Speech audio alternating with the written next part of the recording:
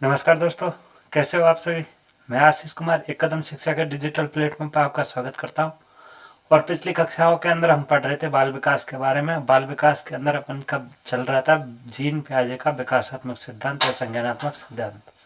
उस सिद्धांत के बारे में हम लोग बातचीत कर रहे थे, जीन पियाजे के सिद्धांत के बारे में, जिसमें हमने पहली अवस्था को पढ़ लिया था। और पहली अवस्था कौन सी पढ़ी थी? संवेदी गामक अवस्था के बारे में पढ़ लिया था। और संवेदी गामक अवस्था के मैंने 6 चरण बताए थे, उन चरणों के बारे में भी ध्यान दे लिया था। उसके बाद देखने वाले हैं कि दूसरा चरण कौन सा है, मतलब दूसरी अवस्था कौन सी थी? मूर्त संक्रियात्मक अवस्था। दूसरी अवस्था आती है कौन सी? मूर्त संक्रियात्मक अवस्था। लेकिन उस मूर्त संक्रियात्मक अवस्था से पहले एक शब्द आता है, कौन सा? वस्तु स्थायित्व। आज हम उस वस्तु स्थायित्व के बारे में बातचीत करने वाले हैं, फिर चलेंगे दूसरी अवस्था के ऊपर।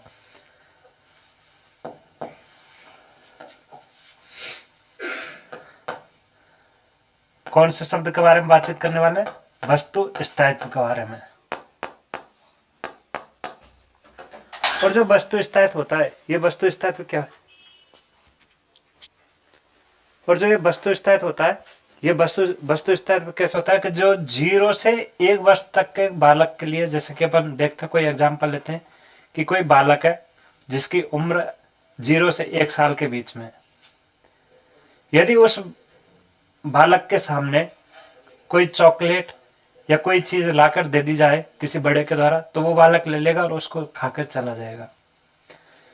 दूसरे दिन ऐसा किया जाए, वो लेगा और चला जाएगा। तीसरे दिन ऐसा करेंगे, लेगा और चला जाएगा। ऐसा लगभग 10-15 दिन के बाद में किया जाए तो बालक ऐसा करेगा और चला जाएगा।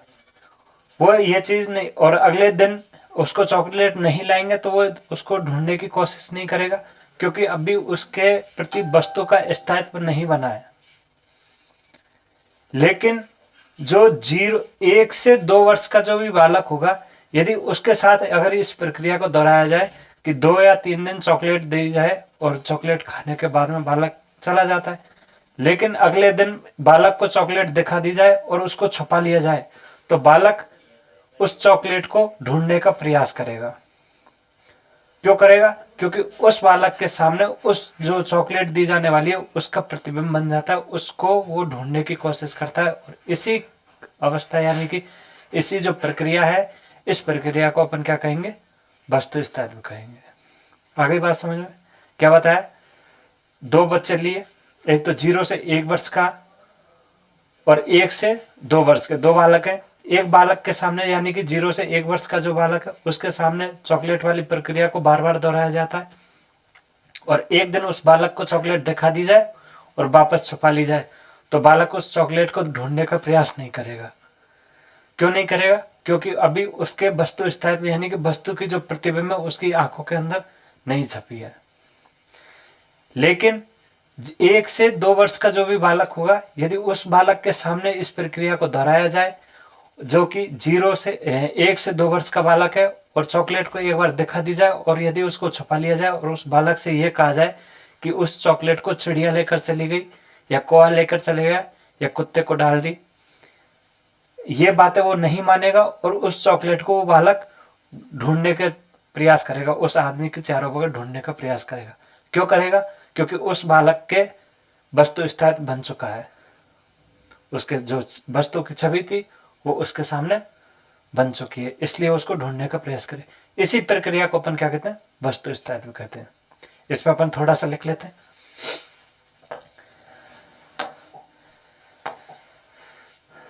वस्तु स्थायित्व, इसमें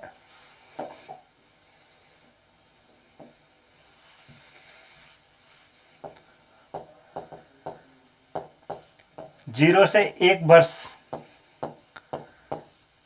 के बालक के सामने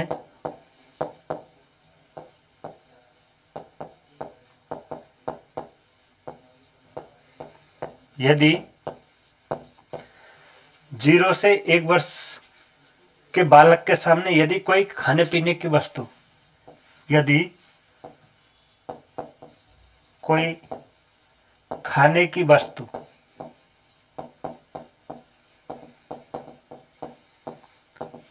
रख दी जाती है या फिर खाने की वस्तु दे दी जाए,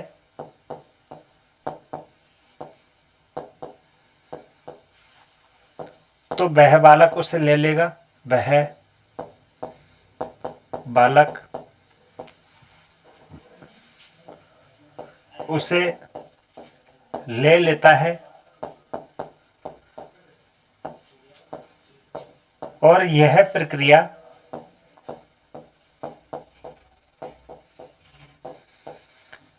10-12 दिन लगातार दोहराई जाए और उसके अगले दिन और उसके अगले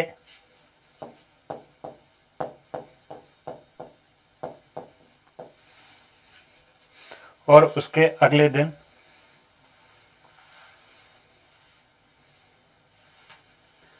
उस वस्तु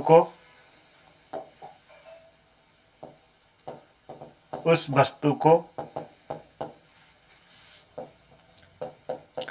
दिखाकर छुपा दिया जाए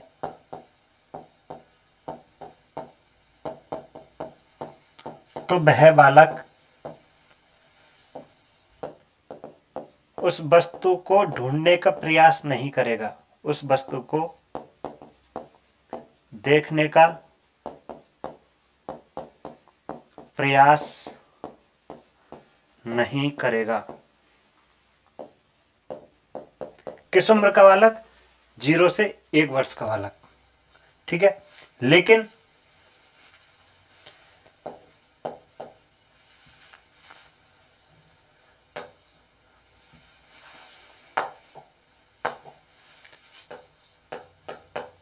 लेकिन 1 वर्ष से 2 वर्ष का बालक के सामने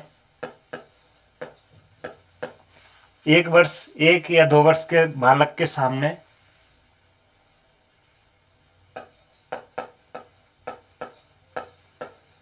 सामने यदि इस प्रक्रिया को दोहराया जाए, यदि इस प्रक्रिया को या फिर यदि वस्तु दी जाए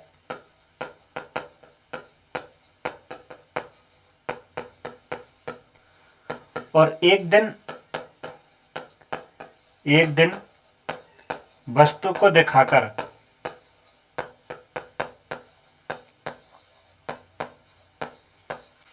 वस्तु छुपा ली जाए,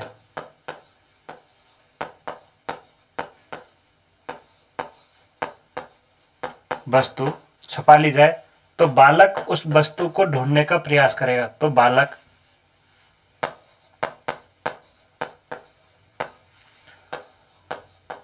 उस वस्तु को ढूंढने का प्रयास करेगा।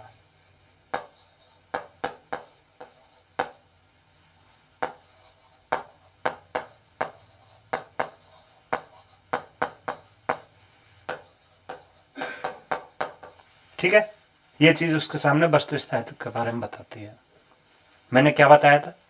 0 से 1 वर्ष के बालक के सामने कोई भी चीज देंगे तो, और देने के बाद में यदि उसे अगले दिन ये कहें कि भाई चीज नहीं है, छुपा ली जाती है, तो वो बालक मान जाता है, वो नहीं देखता उसके चेहरा।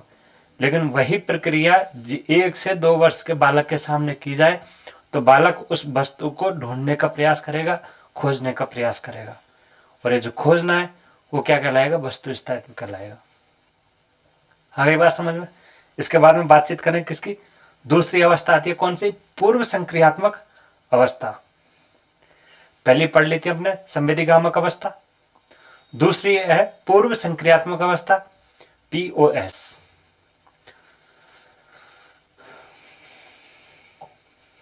दूसरी अवस्था के बारे में बात करें तो दूसरी अवस्था कौन सी हो जाएगी?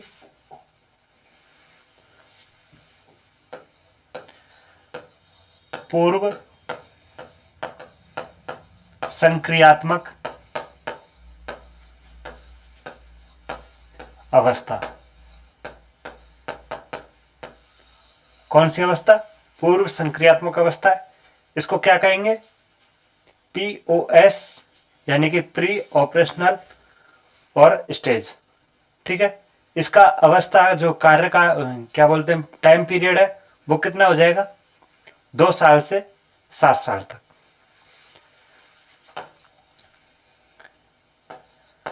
समय कितना हो जाएगा इसका? 2 से 7। ठीक है। और अन्य नाम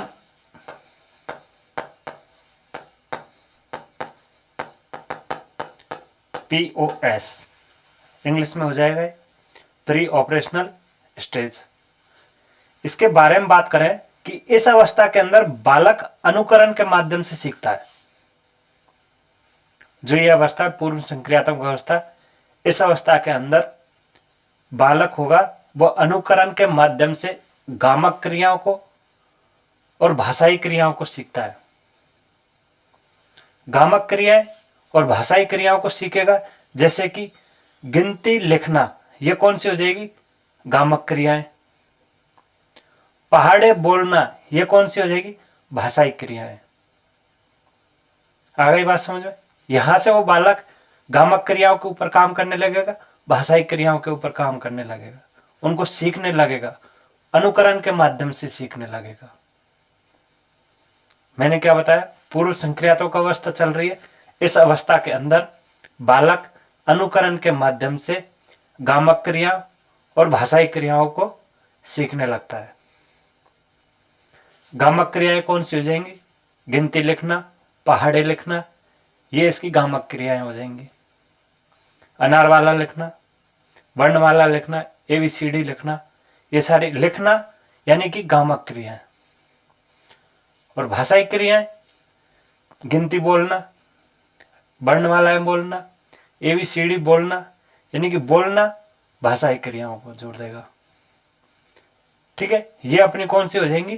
पूर्व संक्रियात्मक अवस्था के अंदर ये दोनों क्रियाएं संपन्न होती हैं।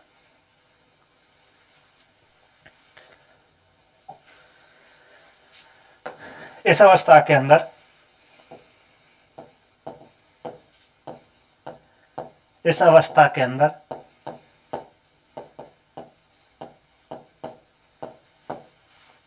बालक किसके माध्यम से?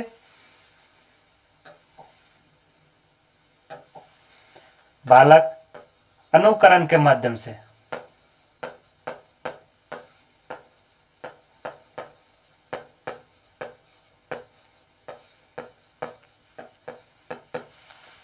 इस अवस्था के अंदर बालक अनुकरण के माध्यम से कौन कौन सी क्रियाएं?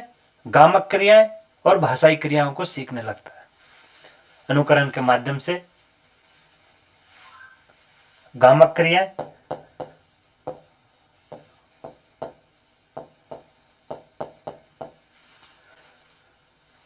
एवं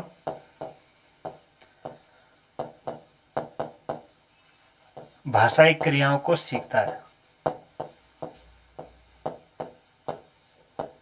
या फिर भाषाई क्रियाओं का विकास होता है। ठीक है, या फिर गामक क्रिया एवं भाषाई क्रियाओं का विकास होता है। अब बात कर रहे हैं कौन सी? गामक क्रियाओं के अंदर गामक क्रियाएं कौन कौन सी हो जाएंगी? जैसे कि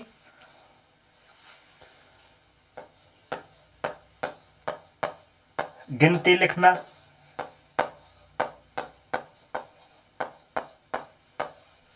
लिखने से संबंधित जो भी चीज होंगी वो किस में आएंगी? गामक क्रियाओं के अंदर। यानी कि हाथ, गामक क्या होता है? हाथ पैरों को हिलाना, चलना, ये सारी जो भी क्रिया होंगी वो गामक, शरीर का उपयोग करना।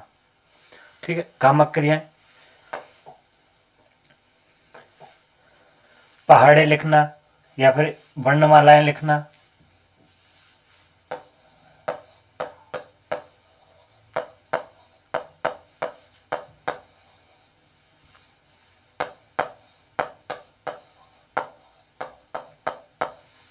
वर्णमालाएं लिखना, ये हो गई गामक क्रियाएं। भाषाई क्रियाओं के बारे में बातचीत करें, कौन सी भाषाई क्रिया? कि जैसे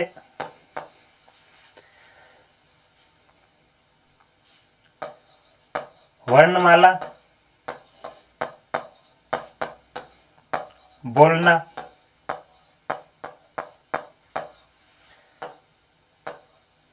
पहाड़े बोलना, ये चीजें इसके अंदर आ जाएंगी।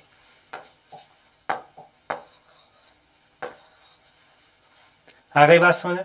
कौन सी अवस्था के अंदर? पूर्व संक्रियात्मक अवस्था। इसमें क्या करता है बालक? अनुकरण के माध्यम से गामक क्रियाएं एवं भाषाई क्रियाओं का विकास करता है। गामक क्रियाएं कौन सी हो जाएंगी अपने? गिनती लिखना, पहाड़े लिखना। और भाषाई क्रिया कौन सी हो जाएंगी? गिनती बोलना, पहाड़े बोलना। इस अवस्था के अंदर दो प्रकार के गुण पाए जाते हैं, या फिर दोष भी बोल सकते हैं उनको। जो ये अवस्था है पूर्व संक्रियात्मक अवस्था, इस अवस्था के अंदर बालक के अंदर दो गुण पाए जाते हैं। उनको गुण बोल लो या दोष बोल लो, एक ही बात है। अब वो कौन कौन से? पहला तो आ जाता है जैववाद, जैववाद। और दूसरा आ जाता है कौन सा? आत्मकेंद्रिता। बात करें सबसे पहले जैववाद की, तो जैववाद के अंदर क्या होगा कि जो बालक है वो किसी जो सजीव वस्तु है उसको तो क्या मान लेगा? निर्जीव। और जो निर्जीव है उसको सजीव मान लेगा। कैसे मान लेगा? कि जैसे कि चलने वाले खिलौने, चलने वाली कार, उसको तो क्या मान लेगा? सजीव। और जो पेड़ पौधे हैं जो नहीं चल रहे होते तो क्या है? सजीव, लेकिन उनको क्या मान लेता है वो? निर्जीव। बालक के सामने जो चीज चल रही है उसको तो वह सजीव मानता है, और जो चीज नहीं चल रही उसको वो निर्जीव मानता है, जबकि ऐसा नहीं होता है। एक तो ये हो गया जैववाद।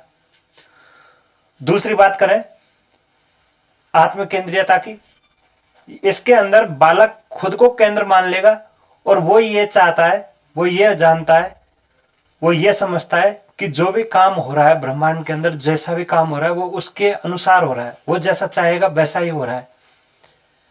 जैसे कि चंदा मामा आ गया, कहीं एक जगह से दूसरी जगह जाएगा, वहां पर भी देखेगा और बोलेगा मम्मी मम्मी चंदा मामा यहाँ पर भी आ गया, यानी कि वो गया तभी वो आया है, ऐसा वो ये चीज सोचता है। कभी कभी बोलता है पेड़ मेरे साथ साथ चल रहे हैं, वो अपने आप को केंद्रित मान करके ये बोलता है कि भाई पेड़ मेरे साथ साथ चल रहे हैं। ठीक है, ये आत्म केंद्रियता के गुणों का विकास होता है बालक के अंदर। दो गुण बता दिए। पूर्व संक्रियात्मक अवस्था के अंदर दो गुण होते हैं, या उनको दोष बोल लो। एक तो हो जाएगा जैववाद और दूसरा हो जाएगा आत्म केंद्रियता का। जो जैववाद है उसके अंदर बालक क्या मानता है? चलने वाली वस्तुओं को सजीव मान लेगा और नहीं चलने वाली वस्तुओं को निर्जीव मानता है। चाहे खिलौने वाली कार हो, चाहे कैसी भी कार हो, कार, बस, ट्रेन, किसी भी चीज को वो चल रही है तो उनको वो सजीव मान लेगा, और पेड़ पौधे हैं इनको वो निर्जीव मान लेता है। ठीक है, चलते हैं।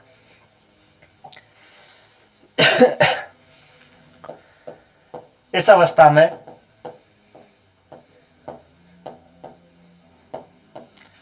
अवस्था में दो दोष या गुण पाए जाते हैं।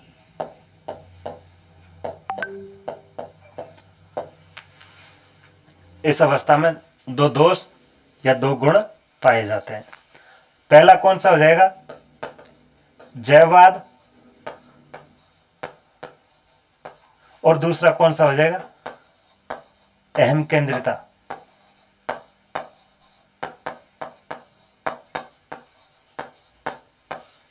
पहला कौन सा हो जाएगा? जैववाद। और दूसरा कौन सा हो जाएगा? अहम केंद्रियता। बात करें पहले कौन से की? जैववाद की।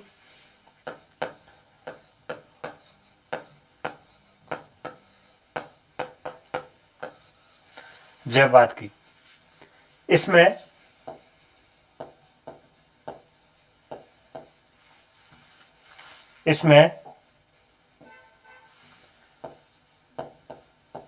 बालक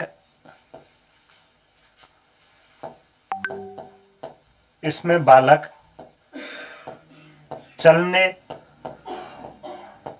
वाली विषय वस्तु को, विषय वस्तु, चलने वाली विषय वस्तु को सजीव तथा नहीं चलने वाली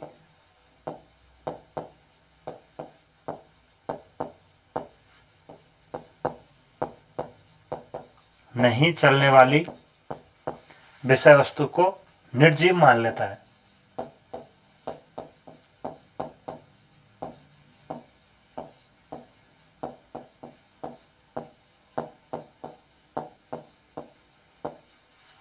आगे बात समझ रहे, जयवाद के बारे में बात कर रहे हैं।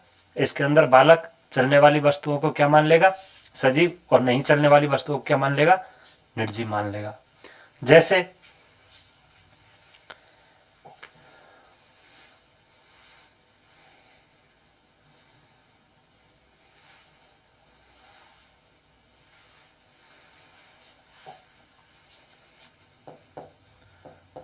जैसे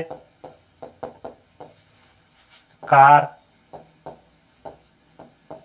बस आदि को क्या मानेगा,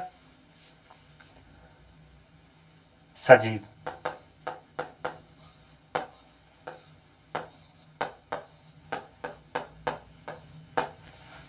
और पेड़ और पौधे,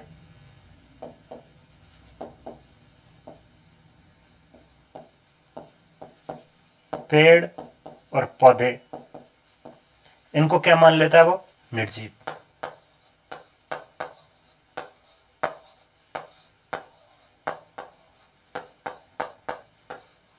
ठीक है, जब बात हो गया उसके बारे में बात, उसके बाद आता कौन सा, अहम केंद्रीयता। उसके बाद आता है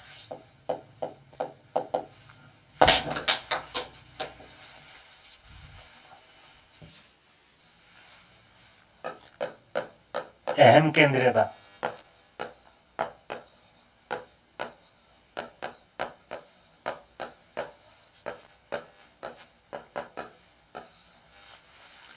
अहम केंद्रीयता में क्या करता है बालक, अपने आप को केंद्रित मान करके वही ये सोचता है कि सृष्टि के अंदर, ब्रह्मांड के अंदर या फिर उसके आसपास जो भी क्रियाएं हो रही है वो उसके अनुसार हो रही हैं।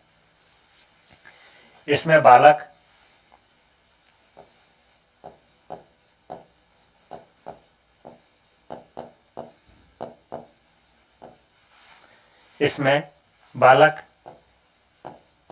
अपने आप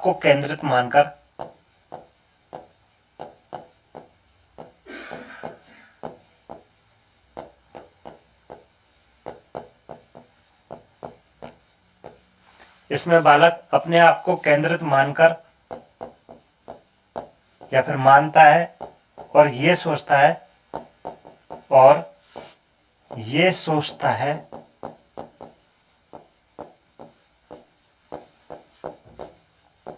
कि जो क्रियाएं हो रही हैं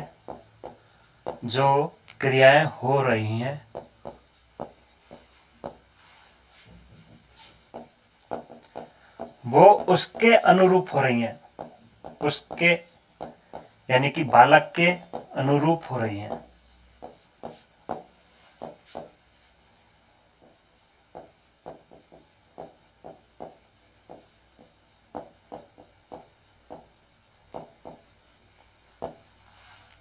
ठीक है, इसमें बालक ये मानता है कि जो भी क्रिया हो रही हैं वो उसी के अनुरूप हो रही हैं। जैसे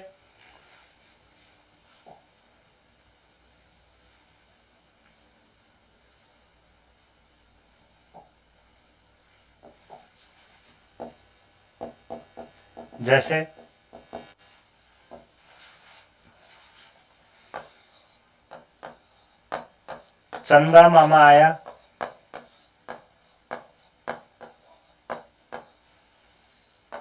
दूसरी बात है ट्रेन के साथ साथ पेड़ पौधों का चलना,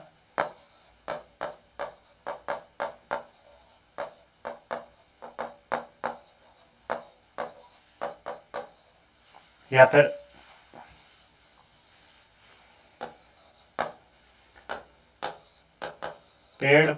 पौधों का साथ साथ चलना,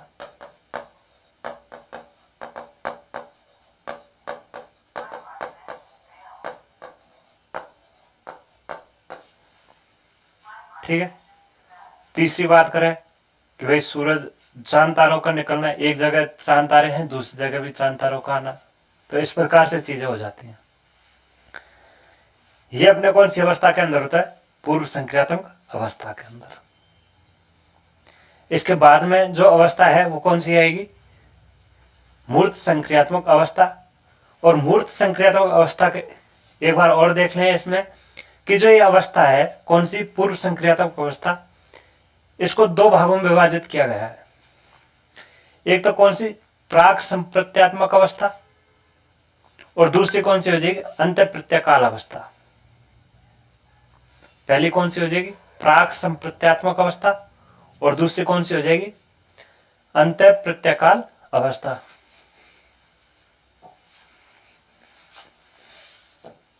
इस अवस्था को कौन सी अवस्था? पीओएस। इस अवस्था को दो भागों में विभाजित, दो उप अवस्थाओं में विभाजित किया गया है।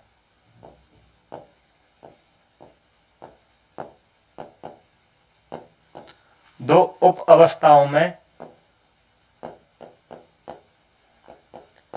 विभाजित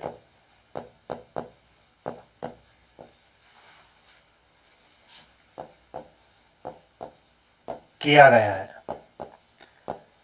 अब दो उप अवस्थाएं कौन कौन सी हैं? एक तो हो जाएगी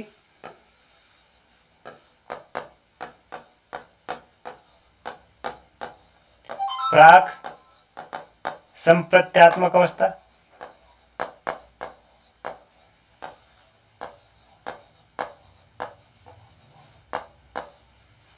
और दूसरी कौन सी हो जाएगी? अंत्य प्रत्यकाल अवस्था।